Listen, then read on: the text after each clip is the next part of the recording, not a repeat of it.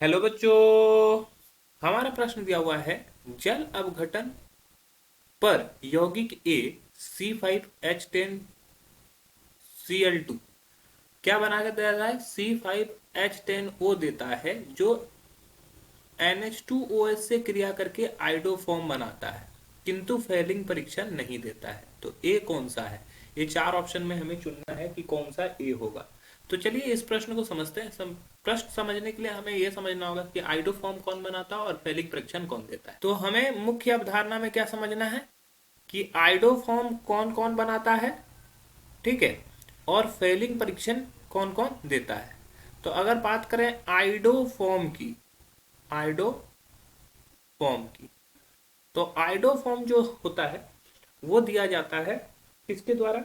ये एल्डिहाइड और कीटोन के द्वारा, ठीक है, एल्डिहाइड और कीटोन के द्वारा, ठीक है।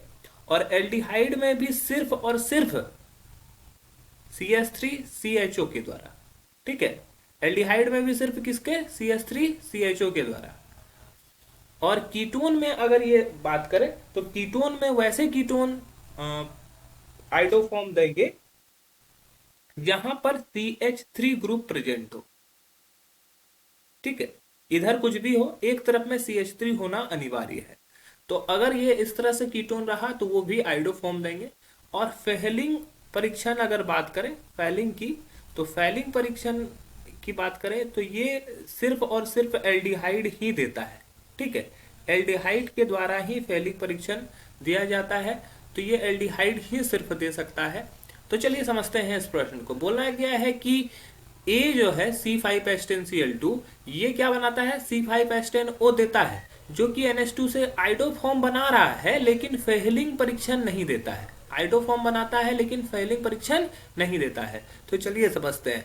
जैसे मान लो ये क्वेश्चन दिया हुआ है, ऑप्शन ए दिया हुआ है, ऑप्शन ए को सॉल्व करते हैं। CH3 CCl और फिर CH2 CH2 CH3। तो जब जल इसका जल अपघटन कराया जाएगा तो यहाँ पे क्लोरीन के को हटाएगा। क्लोरीन को हटाने के फलस्वरूप यह क्या करेगा, दोनों जगह पर OH को जोड़ लेगा, ठीक है। ये दोनों जगह पर OH को जोड़ लेगा और उसके बाद क्या होगा कि ये अस्थाई होगा, ठीक है। ये अस्थाई होगा तो यहाँ से अपने जल के आयन को हटाएगा। तो यहाँ से OH और यहाँ से H हटने के फलस्वरूप यहाँ क्या होगा, CH3C double bond O CH2CH2CH3। तो यहाँ पर अगर देखोगे ध्यान से तो CO ग्रुप बना, मतलब कि कीटोन ग्रुप बना।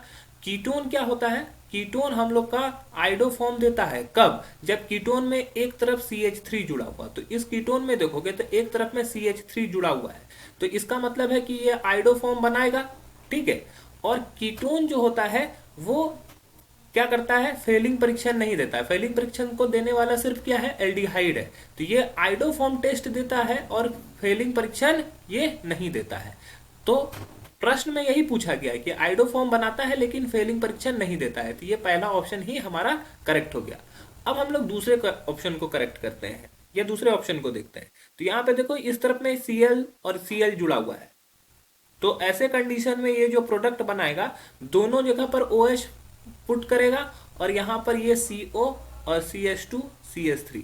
ये क्या बना, ये भी एक तरह का कीटोन बना। लेकिन इस कीटोन में ये फेलिंग परीक्षण तो नहीं देगा, बिल्कुल स्पष्ट है कि एल्डिहाइड ही सिर्फ फेलिंग परीक्षण को देता है। ये कीटोन तो बना रहा है लेकिन कीटोन में किसी भी तरफ में CH3OH प्रेजेंट नहीं है, दोनों तरफ में CH2CH3 है। तो यह आइडोफॉर्म टेस्ट नहीं देगा, आइडोफॉर्म टेस्ट भी नहीं देगा और फेलिंग परीक्षण भी नहीं देगा। चलिए समझते हैं ऑप्शन 3 को। ऑप्शन 3 में जो दिया हुआ है वो दिया हुआ है CH Cl CH2 CH2 CH2 CH3, ठीक है, यही है। अब यहां पर देखोगे, यहां पर अगर जल अपघटन होगा तो यहां पर क्या करेगा, दोनों क्लोरीन को यहां से हटाएगा। तो ये बन जाएगा CH OH OH, ये CH2 CH2 CH2 CH3। और ये अस्थाई होगा तो ये वापस से क्या हो जाएगा, COH CH2 CH2 CH2 CH3। तो ये बन गया। तो यहां पर क्या है, ये CHO ग्रुप है, मतलब कि ये एल्डिहाइड है। एल्डिहाइड है तो ये क्या करेगा, एल्डिहाइड है तो आइडोफॉर्म टेस्ट और फेलिंग परीक्षण दोनों दे सकता है, तो फेलिंग परीक्षण तो कंफर्म देगा। लेकिन आइडोफॉर्म टेस्ट के लिए क्या कंडीशन था?